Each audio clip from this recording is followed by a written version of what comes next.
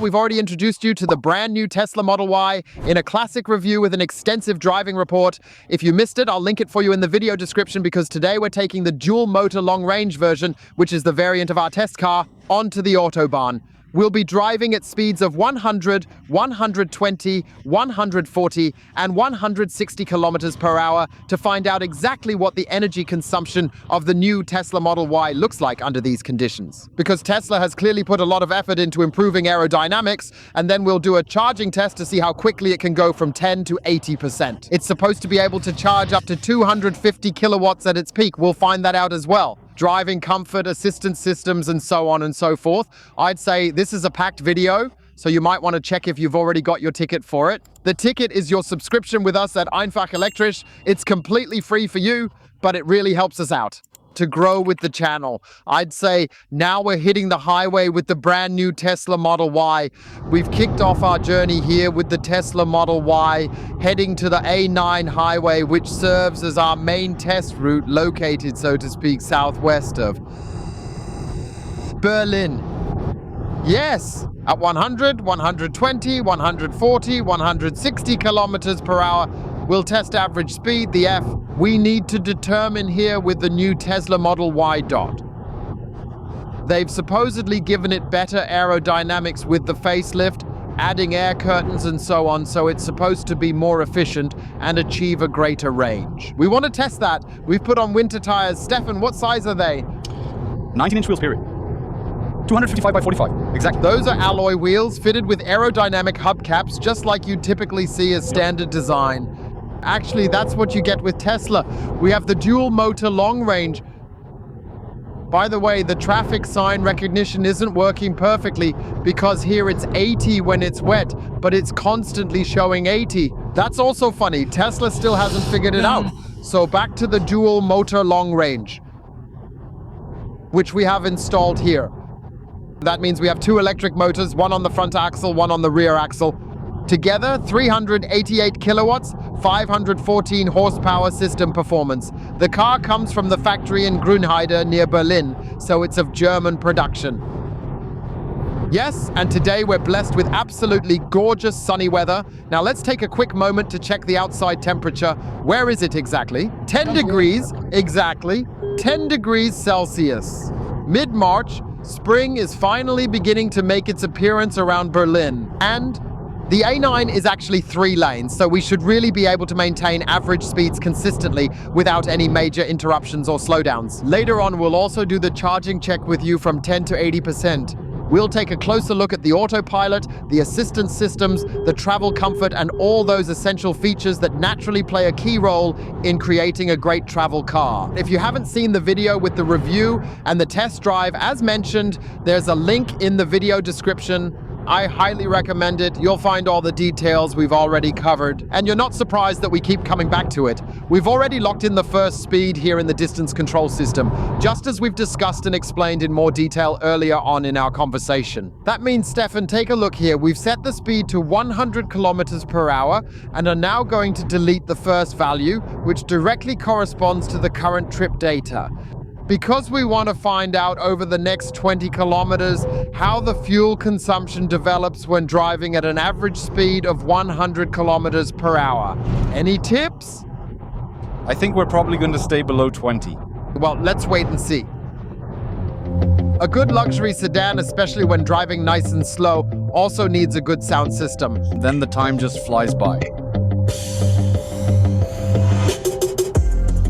Nice. So right here in the dual motor version that we have, there are 15 speakers installed, including a subwoofer and all that stuff. And Tesla always packs a serious punch for the ears. Yeah, it's really good. Truly impressive. The spatial sound is fantastic. Very well done. It's so fun. It's that time again. The 20 kilometers in a Tesla model feels like we're flying. Geez, I'm doing advertising here. At 100, truly. We could do some ads, yeah. Yeah, pay us. No, not gonna happen here. Joking aside, we completed a 21-kilometer drive in the Model Y dual-motor long range and measured an energy consumption of 171 watt-hours per kilometer, translating to 17.1 kilowatt-hours per 100 kilometers driven. Pretty impressive efficiency, I'd say. At around 9 or 10 degrees Celsius and sunshine, that's a truly impressive value for an electric SUV. Sure. There's nothing to ramble about, right? Absolutely nothing. Nothing at all? Nothing at all. All right. We've made the U-turn in the opposite direction and now want to collaborate with you to figure out the next value. We're on the A9, driving at 120 kilometers per hour.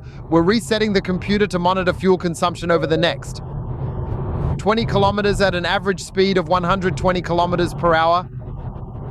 On board here in the Tesla Model Y, we've also got the very latest. Assistance systems fully integrated, so to speak, as part of our current setup. So all of these are more or less camera-based. Tesla has sort of done away with all the radar systems, ultrasonic sensors and so on, so to speak, and that is essentially supposed to allow the car to effectively manage everything using camera-based systems in principle. Yes, what's really, really annoying, as you've seen, is that the autopilot keeps disengaging and then the speed keeps changing here. I actually wanted to drive with you here at an average of 120 kilometers per hour. For me, it's really not very usable in many parts. Why not? It does hold the center of the lane very well, even in tighter, faster driven curves. So the lane keeping assist, it really works perfectly. But as soon as I want to change lanes, it turns off. So I basically turn on the blinker and yeah, the autopilot disengages. So you really have to wonder, why isn't it capable of handling even a simple lane change maneuver? Yeah, probably because Tesla is aiming to promote the enhanced autopilot or full self-driving packages, which come with the lane change assistant as a core functionality. But I think it's just a bit unfortunate in the base version, in my opinion, how they've decided to approach the implementation. He maintains distance very, very well. As I said, for the lane change assistant, you just have to pay the extra cost. And then the autopilot would, of course, independently, if there's an appropriate gap, like now, also handle the lane change assistant. Lane change, you know? Initiate. Yes, what it doesn't have is predictive speed adjustment. That's what the entire VW group can do, what BMW and Mercedes can do, essentially knowing in advance, anticipating the road ahead. If the speed is going to change, already adjusting the speed accordingly as you approach the sign. In this case, it essentially reacts to the traffic sign recognition. And as we saw at the beginning of the video, that unfortunately still doesn't always work perfectly, and as a result, we don't have perfectly functioning traffic sign recognition. We also don't have adaptive speed adjustment. It all just ends up canceling out. What I really don't understand about this whole topic, Stefan, is if they all manage it, meaning the entire VW group, Audi, VW, Cupra, Skoda, and all the others that belong to it, Porsche, then BMW, they manage it, and Renault has been handling it really, really well these days too. Why can't Tesla manage it? Yet they can even achieve full self-driving, partly autonomous in America. In Europe, they falter. Yeah, that's kind of, as I said, we've talked about this topic before. What's the point of being able to do everything in America if you can't get approval here in Germany? And I mean, what we have here at all, look, there it is, calling it autopilot is just downright audacious. I mean, for what it can actually do. Yeah. So, and we don't need a Tesla disciple or some pinko fanboy or whatever they're called. Again, everyone's entitled to their opinion, and everyone should drive whatever car they want, and the fact that Tesla builds excellent cars is in no way being questioned here at all. It's solely about the autopilot function in Europe, specifically here in Germany, and it's just, well, in terms of feel, anyone can do it better with the corresponding package, you know? Yeah. Absolutely. What I also forgot to mention is that we always complain about the Asian manufacturers. It's constantly beeping and booping and blinking and buzzing. That one definitely takes it up a notch here. It's genuinely exhausting, you know? Especially when you take even a second to glance somewhere, like at the display or whatever, it instantly picks up on the fact that you're not fully focused. Then you have to fiddle around with the steering wheel, and if you're really unlucky, it even kicks you out of the autopilot. Then it's just a trip. We had that right at the beginning. You have to stop, park, restart the autopilot. All served up like that. Yep. All well and good. It's all for safety or whatever, But honestly, it's just way too overbearing and overly restrictive, I think. And by the way, to the fans of the Dacia Spring Electric, I really like the car. I think it's really cool as well. It offers an excellent price-performance ratio for many people. That's why we didn't just show you the first version, but also the second one with the facelift. So shout outs to everyone. We've got the next consumption value. We've driven a total of 24 kilometers, and the consumption currently stands at 186 watt-hours per kilometer. That translates to 18.6 kilowatt-hours per 100 kilometers driven. That's actually a pretty impressive figure, isn't it? Yes, very good. Still under 20. Nice. We've accelerated to 140 kilometers per hour, reset the trip computer, and are now driving with the adaptive cruise control because the autopilot kicked us out again. Now we want to determine the consumption of the Model Y facelift over the next 20 kilometers or so, averaging around 140 kilometers per hour. In the Tesla Model Y performance, you naturally also have a highly reliable and efficient navigation system, including route planning built in. It essentially uses Google Maps as the navigation system and naturally integrates the charging planning for Tesla's own superchargers, ensuring long trips are seamless, efficient, and completely stress-free. We want to test the whole thing by entering it via voice. Navigate us to Stuttgart Airport. Yes, it's only locating the city of Stuttgart, not the specific address that includes the airport. However, the route planning feature is just incredibly fast and impressively efficient in real-time operation and performance. You really have to give Tesla credit for how quickly such a route, including the entire charging planning process, gets set up here. It's truly impressive and efficient. That's really fantastic. You can, of course, also choose a satellite view and can very beautifully and quickly then just zoom in and out accordingly.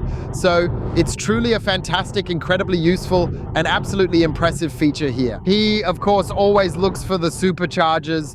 Unfortunately, at the moment, you can't filter for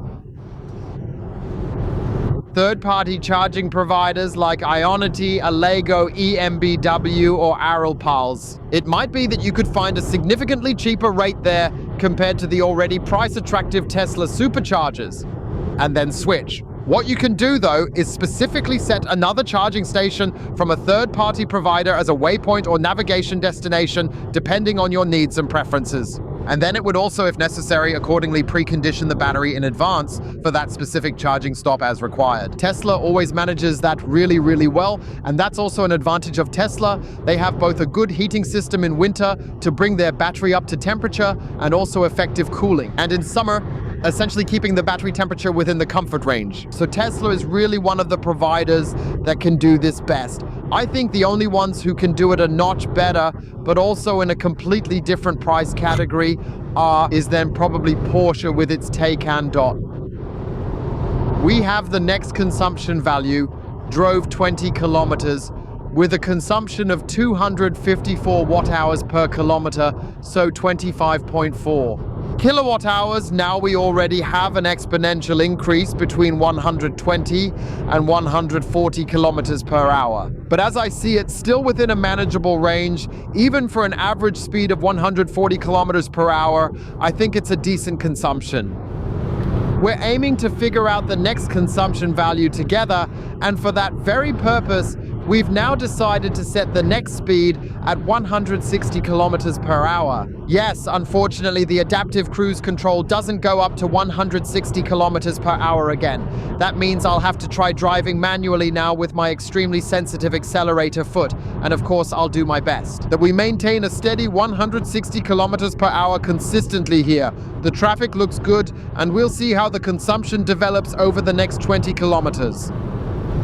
Let's use the time during the transition to discuss a bit more about the travel comfort and overall driving experience here in the Tesla Model Y performance together. Yes, we've got a steel chassis installed here, which has been updated from the predecessor to the current facelift version. It's a clear and noticeable improvement in terms of handling and overall ride quality. And where we can see that it has definitely become softer, how smooth and how comfortable it truly feels. For that, we've also created a transparent tool with Stefan's popometer, and now we naturally want to take a look at how things are here today at the consumption station with the charging check. Registers right? Yes, and I'll start as always with the seats. I find them very comfortable. I have nice side support, good thigh support.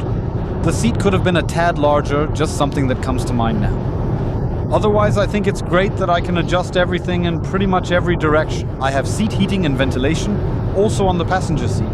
I find it super comfortable. And in terms of driving comfort, I have to say I agree with you, it has become a bit softer compared to its predecessor, but it still doesn't feel quite as smooth and refined as the Model 3 actually does. But that's how it is, it rolls along nicely, so it's fine. Yeah, it's still tight yet comfortable, that's how I would describe it, I think. And you definitely notice it here on the highway when we have those ruts or bumps or even some patchwork sections, which, let's be honest, is pretty much the case on almost every kilometer of German highways right now. Then you really feel it and notice it, so to speak, in your lower back, especially when you're driving. I'd have liked it to be more like the Model 3, maybe a bit smoother. I'm more of a fan of something that's just comfortable and really easy to handle, you know. The European tends to prefer that firm kind of comfort. And if I want something really supportive, then maybe I'd buy a car that even has adaptive suspension, you know. That could maybe be the case later on in the Tesla Model Y performance, for instance. It was also done well with the Model 3 performance, that balance between the sporty go-kart feeling it still has, compared to the comfort when you want to travel in a relaxed and easy manner. Definitely, I think it's a noticeable improvement overall. It's much more pleasant to drive longer distances in the Model Y, and especially with the seat ventilation, it's certainly a significant added benefit, particularly during the summer months. Next consumption value, we consistently maintain 160 kilometers per hour at 21 kilometers. We have a consumption of 322 watt-hours per kilometer. That corresponds to 32.2 kilowatt-hours per 100 kilometers driven. We're now showing you the comparison to the previous model in the table. We also thoroughly tested out that particular vehicle on this exact same route. Here you have the opportunity to compare the pre-facelift. Stefan will also overlay it for you once again. And of course, you also have the opportunity to compare it with all the other tested vehicles. I'm curious to hear what you think about the consumption figures of the new Tesla Model Y dual motor long range.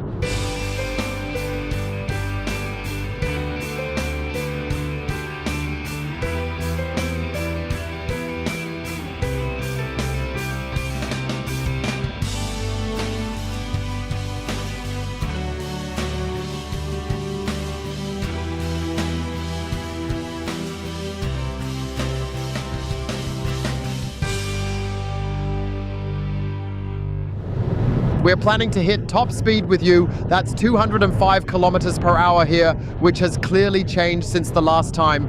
I think the old Model Y as a dual motor was well over 220 kilometers per hour. Don't let the 80 confuse you. That's only because of the rain. Today it's brilliant sunshine. And yeah, Tesla has kind of dialed back the speeds a bit. There was some criticism, I think, within the Tesla community. That was true for the Model 3. Honestly, with 514 horsepower here, first of all, 200 are enough. We don't need to overdo it. Much better than 160 or 180. But I kind of would have wished we could have kept going at like 220, 230, 240 here. Because some of you, you're just driving it for a short stretch, maybe on your way home, to get back quickly, to put the kids to bed. And if safety allows for it, then thankfully we still have that here in Germany. That will probably continue to be the case politically as well. Even now with the new political landscape, free travel for free citizens. That's really quite important, right, Stefan? Absolutely. And especially here in Mecklenburg, when we drive to Hamburg, you can sometimes go 250 all the way. Yes.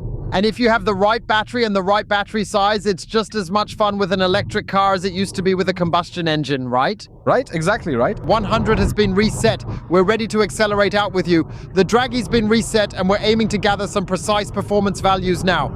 Here then, heading towards top speed on the over 200 kilometer per hour, yes.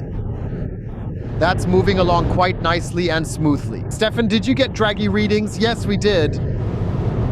We went from 100 to 160 in 8.1, from 100 to 180 in 780 12.0, and from 100 to 270.2. Yes, those are all quite acceptable values, although I believe the Taycan Turbo S does 0 to 100 in something like 7 seconds. But it's pricier and offers a different performance. How do you feel about the 514 horsepower? I somehow have the feeling that it's definitely fun and really performant. Yeah, for sure. It really pins you back, packs plenty of power, and accelerates strongly forward. Yeah, definitely. I really like it for sure. Let's test the elasticity here. By accelerating out of the entrance ramp at 60 kilometers per hour and then flooring it all the way to full throttle. As far as we can go here, of course, yes, we've definitely managed to hit 180 kilometers per hour smoothly without any major issues at all. Unfortunately, not all the way to the top speed. Stefan, what's the Draghi saying? 60 to 100, 2.82. 80 to 120, 3.64. Okay. 100, 167.63 exactly. Like before? Exactly, and 100, 180, 11.97 right there. Yeah, it's also all right. I think for most of you, this is a completely standard value where you can travel well, quickly, and for some, even performantly, without any issues at all. Yes, of course, we've set Ionity as our destination. That's where we'll be stopping next to charge up. We should probably arrive with around 10% battery. It has also preconditioned the battery accordingly, specifically for Ionity. I just want to point that out before we get to the charging station. We're operating with Ionity. So, of course, Tesla has its own supercharger network, can crank up the amperage, and thus achieve up to 250 kilowatts at 400 volts at peak, which isn't possible at Ionity. Now, we're also experienced in driving Teslas and have noticed that charging at superchargers is only about 1 to 2 minutes faster at most. Or maybe then at the commonly used third-party charging stations. Since we test all electric cars for you, as you've seen in the table, there are quite a few by now, and we usually always charge them at Ionity with maybe the occasional Harold Pulse or a Lego if there was no Ionity along the route nearby, but I'd estimate it was over 80% at Ionity, at least that's the feeling. So of course we also need to fast charge the Model Y facelift at Ionity, so that we can have a comparison with other external providers that aren't from Tesla to establish comparability. That makes me wonder how some people can comment, yeah, but with a Tesla, you live at the supercharger. We've also repeatedly debunked that ever since you guys started commenting it regularly. On every consumption test drive, there's always a Model Y, a Model S, an X, or a Model 3 parked and ready to go at Ionity station. We've also captured this in almost every single video to make the point even clearer. Yes, the supposed deception in your tips is exposed, because I always get the feeling that some people feel personally offended when perhaps their brand or their car doesn't perform quite as they had originally expected it to, what they wish for. But we're not doing what you wish for, we're doing what the car can actually do. And that's what we show. And if it ends up charging slower or faster, then that's just fine. But you don't always have to overthink it, constantly searching for user errors, questioning or discrediting something, because I genuinely believe Ionity is one of the top manufacturers in charging technology, setting a high standard in the industry, and leading the way forward with innovation. Exactly, I mean not for charging technology, but as a charging provider, just like a Lego, just like a RAL Pulse, just like NBW, and I know that some Tesla drivers get special conditions from these charging providers because maybe there's a supercharger just around the corner from their home, so they charge there regularly. And we need comparability so that you can see exactly how it is with different vehicles. Right now, we're at the Ionity charging station in Linz, specifically at the Brücke exit. And of course, we want to find out with you how quickly the new Tesla Model Y can charge from 10 to 80%. So we plugged it in when it was at 9%, and now we're ready to see the results and compare the charging speeds. Plugged in, and it's already building up the charging peak. It's now at nearly 60 kilowatts. Let's see how far it'll push us up here. At 12%, it's now reached 189 kilowatts. That's a decent value for starters. To top up here, we'll have to see if we can push it just a little bit further. Yeah, many of you always ask, Ollie, how do you charge? How do you do it? I mention it in every drive. I use the free kilometers from InCharge. InCharge is a fantastic provider, available both online and as an app, where you have the option to earn free kilometers through your online purchases, where you have the option to rate charging stations, which of course benefits the community, and in doing so, you help if something works or if it doesn't work. You'll also get free kilometers for that, and you can take on challenges, meaning tasks, that InCharge assigns you, and you'll be rewarded with free kilometers for completing them. We've already managed to charge over 50,000 kilometers for free. There are various charging cards like Maingau Autostrom, for example, where you can connect InCharge as well. So all you have to do is hold the corresponding charging card up to the accepted charging station, and the free kilometers are automatically accounted for instead of being charged the regular price, allowing you to essentially charge for free. Be sure to check out the video description. I've included a link to InCharge for you there. Yes, 16%. We've already topped up 7 kilowatt hours. It's now gone up to 192 kilowatts. The wait during charging can, of course, be perfectly bridged by taking a moment to give you another quick look at the exterior of the new Tesla Model Y. Its daytime running light silhouette almost feels like it's channeling RoboCop. I think it's pretty cool, that comparison, right? Yeah, and look, we don't even have a Tesla emblem anymore, right? It's gone. Yeah, that's indeed gone, but instead a nice front camera has been placed right down here just below. Many of you have always criticized that there was no proper 360-degree view because of it. Tesla tackled that concern and genuinely took its community's feedback into consideration. Yeah, the main headlights essentially shifted down one level. Here in this model, we've got LED headlights equipped with pixel technology, which can apparently project a matrix-like light pattern. Yes, we've installed it, as mentioned, on 19-inch 55/45 winter tires with the alloy wheels and the aerodynamically optimized wheel covers. Which is not aerodynamically optimized at all. For me here, this, I don't even know, stone chip protection contraption or whatever it's called. So it looks just completely hideous. You can likely just go and cut it with the cat. I don't know. It's just one of those stories that doesn't really sit well with me at all. What they also changed wasn't just the R kits at the front to guide the air around the wheels, but also this edge here on the side mirror. They also tried to optimize the aerodynamics a bit further to enhance efficiency and reduce fuel consumption as much as possible. Yeah, the absolute highlight for me is the rear section. At first, when I saw the pictures, I thought, does this maybe look a bit cheap with the taillight design? I have to tell you, it looks really awesome because this continuous light band lets the light cascade down like that. It's even supposed to reach the floor in the dark, I think. It's really, really sleek and finally gives off those Daihatsu-like 80s vibes. The taillights have been appropriately swapped out. A small, subtle detail still remains for the Tesla fanboys who aren't quite ready to let it go entirely. Yes, otherwise I have to say, as mentioned, it's a very, very well-executed electric SUV, which particularly stands out due to its generous and practical storage spaces. You saw it in the driving report review.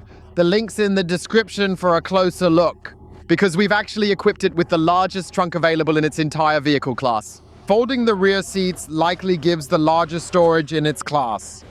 We've finally got 20% in the middle that we can fold for skis or long objects. For anyone who's got a lot of gear or sports equipment that's gotten wet or dirty, like muddy cables, there's a frunk up front with a convenient built-in drain plug for easy cleanup, where you can also fit up to 117 liters of volume. That's of course super, super neat, so you can really every bit of space in the vehicle and also in the interior, as you've seen in the review. It offers plenty of room, both in the front and the rear seats, combined with a truly premium material mix. And when you factor in the price-performance ratio, it starts at 44,990 euros. With rear-wheel drive and a smaller 57.5 kilowatt-hour net battery pack included as standard.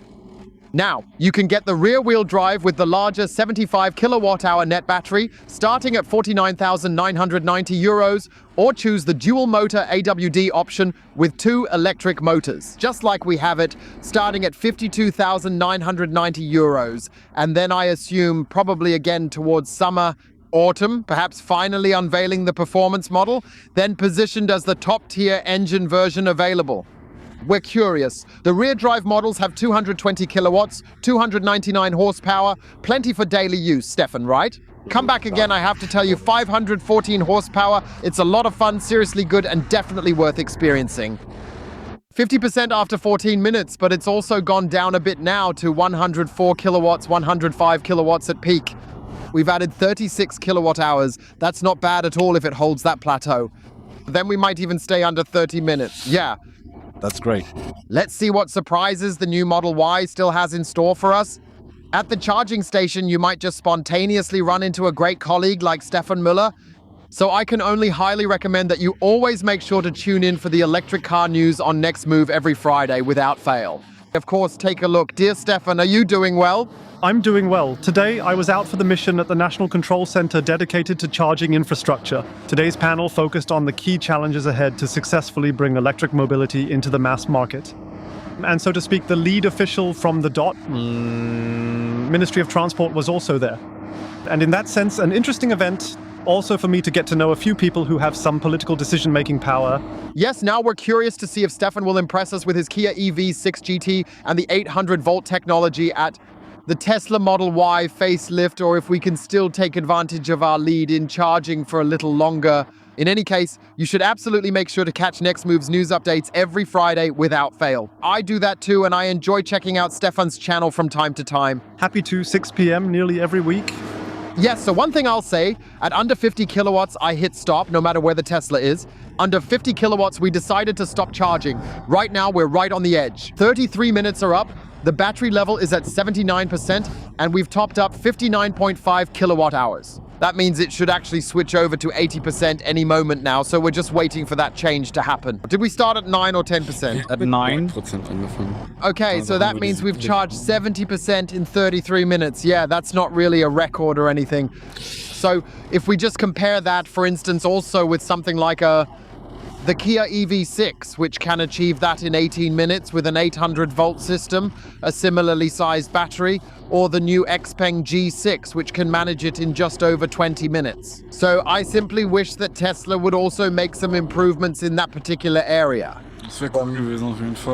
Even if we had gotten 500 amps at the supercharger now, we might have saved 1 or 2 minutes. Then we still would have been at 30 minutes and not at 18 or 20 minutes.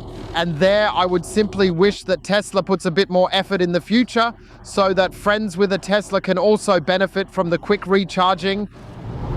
Then let's move on to the conclusion with the brand new Tesla Model Y.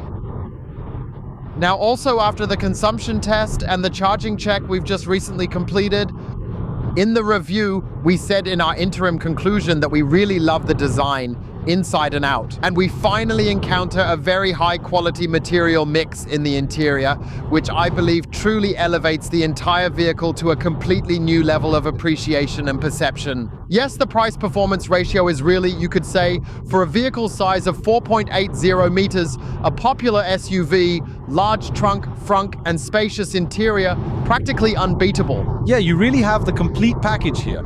Especially when I think about it, you've got over 2,300 liters of cargo space when you fold down the back seats right away. That's just a whole lot. Plus, you've got almost 120 liters of storage space up front, so you can fit so much in here. Everything is really well made, it doesn't creak, nothing rattles at all, it's absolutely great. Tesla really needs to step up its game when it comes to the assistance systems, I think. In my opinion, autopilot is no longer up to date.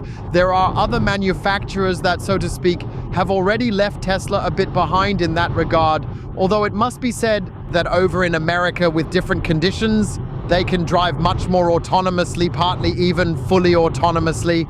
That's also part of the truth, but we're here in Europe, so it's a different story. Yeah, efficiency is something I find quite good. In my opinion, Tesla's heading in the right direction there.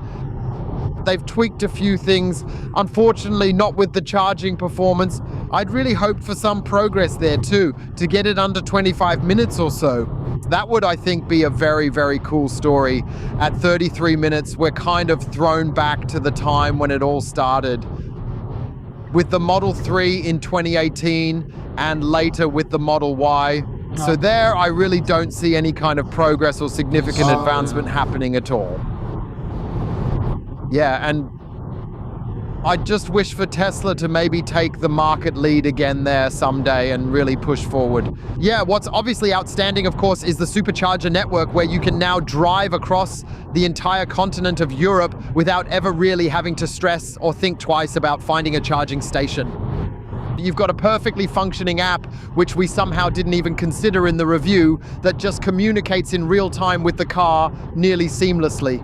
And it's genuinely, I believe, one of the absolute best vehicle apps available for any car today, establishing an exceptionally high benchmark within this industry. So in that regard, I can only recommend you to go to the nearest Tesla store, test drive the Teslas, or specifically the Tesla Model Y. Especially the Model Y is built right here near us in Berlin, in Grünheide near Berlin, and is, so to speak, also of German production. And as we mentioned in the first video, we don't want to rely on statements made by CEOs, shareholders, or major stakeholders who express opinions on various topics. We clearly want to distance ourselves from that. We're doing the same here in the case of Tesla, but our focus on this channel is on the electric cars, and Teslas are generally good and appealing. And I think it's only fair to the many, many thousands of Tesla employees to properly highlight and visualize their great products to you as well. Yes, and honestly, I think there's really nothing more to add or say on this particular topic, right? Right, more likely doesn't need saying, I think. And with that, we've now reached the conclusion of today's video featuring the Tesla Model Y facelift. I hope you enjoyed the video. Give it a thumbs up if you did. Please feel free to check again if you're part of the Einfach Electric community. If not, we'd love it if you'd support us with a subscription. It's completely free, but it helps us tremendously to grow the channel and take it to the next level over time. Thanks for watching. Stay healthy and see you soon. You're Ollie. Hey, Stefan. Yeah. So I think that's actually pretty cool. You have to shine down here like this. It's simply an LED strip like from Philips Hue that you can easily install right here. Use a diffuser, right? But the light falls beautifully here right over the TESL letters.